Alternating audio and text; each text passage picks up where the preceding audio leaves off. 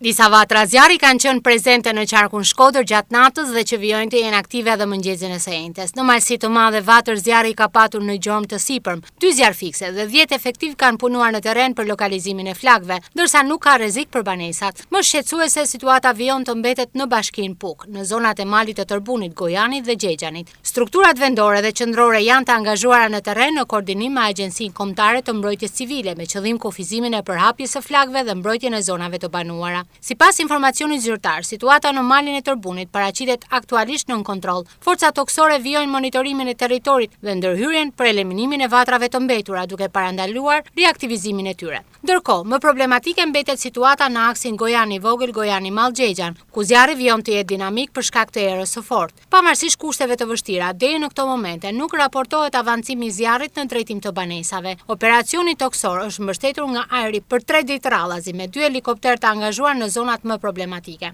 Ndërhyrja ajrore synon të frenojë përhapjen e flakëve dhe të krijojë mundësi për forcat në terren që të ndërhyjnë në vatrat aktive. Në operacion janë angazhuar forca dhe mjeta nga disa bashki, forcat e armatosura, policia shtetit, si dhe 10 vullnetar. Forcat e angazhuara në terren përfshin 3 mjete zjarrfikse dhe 15 efektiv nga bashkia Puk, 1 mjet zjarrfikës dhe 7 efektiv nga bashkia Fusharrës, 1 mjet zjarrfikës dhe 3 efektiv nga bashkia Shkodër, 50 forca bashkiake, 40 efektiv të forcave të armatosura, efektiv të policisë së shtetit, 50 vullnetar. Strukturat operacionale janë shpërndarë në disa drejtime, me fokus të veçantë në Gojanin e Mall, Gojanin e Vogël dhe Gjexhan, ku po punohet për izolimin e vatrave dhe parandalimin e përparimit të flakëve drejt zonave të banuara. Institucioni i prefektit të qarkut Shkodër bën me dije se koordinimi dhe monitorimi i situatës po vijon pa ndërprerje, ndërsa prioritet mbetet mbrojtja e jetës së banorëve, banesave dhe pasurisë, si dhe vendosja plot nën kontroll e të gjitha vatrave aktive. Autoritetet vijojnë të monitorojnë me kujdes situatën, veçanërisht për shkak të erës, e cila mund të ndikojë në dinamikën dhe përhapjen e zjarrit.